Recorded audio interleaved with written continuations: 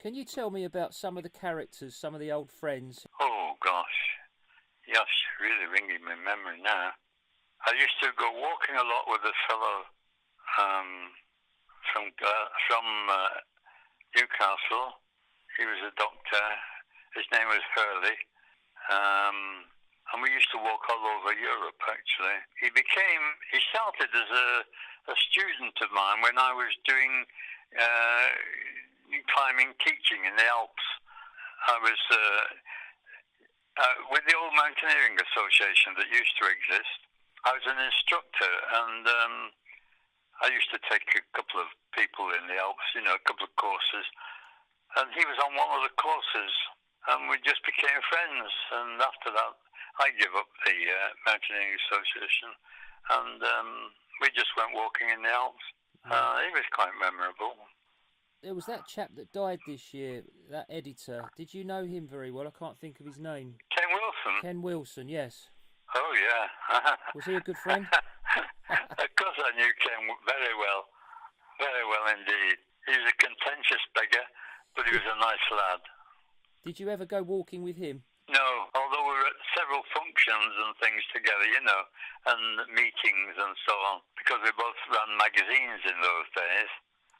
And Ken really put a kick into mountaineering. He was a very good editor. He was a nice chap, but you couldn't argue with him really. Well, you could argue, but you wouldn't get you much. Was he always right? Who, Ken? Yeah. No, he wasn't. That's why I argued with him. Yeah. He always won, though. I think he did. Did you know Wainwright? No, I'll tell you a story about Wainwright, though. I once went to a meeting with Wainwright.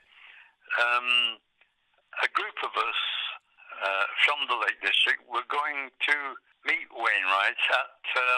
it was not far from Windermere, but he didn't turn up.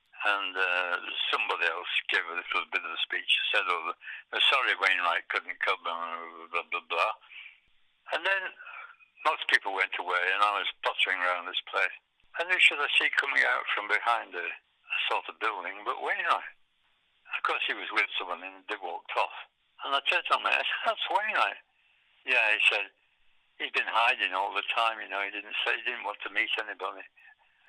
He was a funny old guy. He was a bit of a recluse, wasn't he? Well, they say so, yeah. Yeah. I think he was, really, yeah. Did you like his books? Oh, yeah.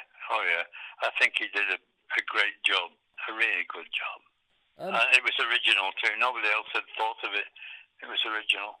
So I was walking once in Ambleside, and I went in a bookshop, and the guy said, have you seen these? And he showed me the first copy of a Wainwright that had come out, which was the Far Eastern Fells. And I thought, gosh, this is great. And so I bought a copy. And so I have a copy of the first edition of Wainwright. Yeah. Where would you put Cumbria? Is it your favourite place? Oh, yeah. The Lake District, certainly. Yeah. Yes. And then after that, the Derbyshire Dales. I nearly moved when I left Manchester, where I used to live, I nearly moved to Derbyshire, but I couldn't get over Cumbria, so I moved north. And what is it that you love? Oh, it's just gorgeous. Have you been there? Many holidays in Cumbria, yes. Well, it's just a gorgeous place. You can't beat it, man. I think. Well, you can abroad, but not in this country. I prefer the west coast of Scotland. The islands. Oh, yeah. Yeah, I don't know that... Well, I know it a bit, but not... I know Skye, of course. I did the Ridge of Skye and Arran. That's a tough one, Arran. Where's your favourite place outside of the UK and why? Oh, the United States. It's so varied. I mean, I don't know. Well, I'd say the United States because of the variety and so many different scenes and places and so on. But I liked Western China, which was brilliant. Yunnan and on the borders with Burma and places like that. I went there once or twice, and it was great. It was really good. That was just before they changed over. They weren't accepting many people, but of course we had official status as journalists in those days.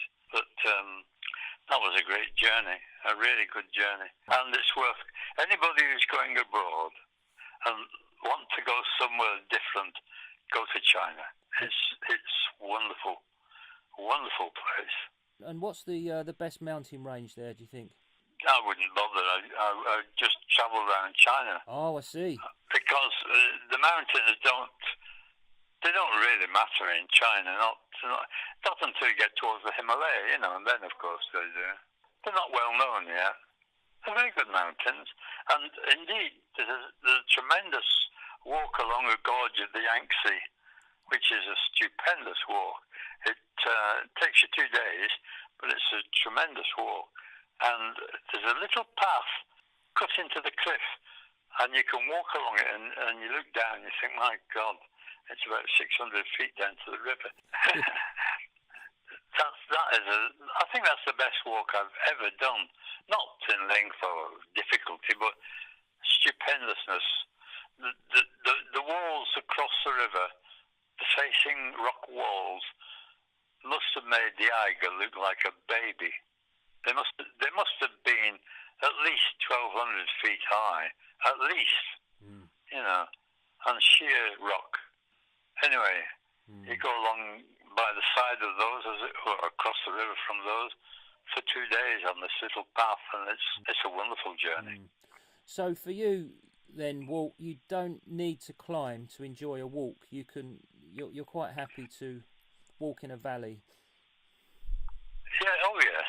Yeah. Well, nowadays, yes, I can. I don't do much walking now, but I ended up walking all over the world, in different parts of the world, and I didn't bother much about the high mountains then. But I've climbed a few big peaks, nothing special. I went to the base camp of Everest. Yeah. It had been climbed about twice in those days. Base camp was all right, it was easy going. Well, not easy, but it was not too difficult. What's the name of your fiction book? I'll see if I can buy it. There's about 3 of them. Are they on Amazon? They're all in. I think they're all penguins. Okay, which is your best one? Oh, I don't know really. The best fiction, I should think, is The Devil's Mill. It's been great to talk to you, Walt. Thanks ever so much for your good. time. I'm glad, but it's not my full story. I can't. Just doing it off the top of my head. But there you go. Have you written your full story? Is that in a book? No, it isn't. No. Have you? No, I've not written a life story. You should do. But, yeah, well, perhaps. When I did the Everest book, I thought, well, maybe that's the end. It's a big book, it's about 100,000 words long. And anyway. But is that the thing you're proudest of? Yes, it is. It's just called Everest. Did Bonington ever say anything to you about that one? I talked to him about it. Well, not so much nowadays, but in the past, I used to speak to Bonington quite a lot. And Ken Wilson and other people too, and all the mountaineers. I could give you details about some of them, but I won't. We'll do that another time. Well, maybe. I think I might get sued if I did. Is he a good lad, Bonington? He's a good lad. A good lad. He's a good chap, Bonington is, yeah. Just a last question, Walt, on mountaineering. Do you think that that's the purest form of an outdoor pursuit? Yeah, if you're a real mountaineer and you do climbing and so on, yes. I think you won't discover the mountains unless you do that. you won't get the sense of the place, you know. Unless you're a mountaineer, you really don't know what mountaineering is about. It's as simple as that. And have you sailed? No, not worth talking about. You think then mountaineering is probably the most exciting outdoors that you can do? Definitely. Yeah. Definitely. And how old were you when you stopped mountaineering? Late 60s, something like that. Do you mean scrambling or proper climbing? I mean proper climbing. I've never done it myself. Am I too You never old? climbed? I've never Good climbed. Lord, man. I've never used any I've never used any ropes or anything. Oh gosh, you don't know what you're missing. Am I too old? I'm 51. Too old. No, you're just a young kid. Okay, I'm going to give it a go then. Thanks ever so much. Okay. Right. Bye. Bye-bye.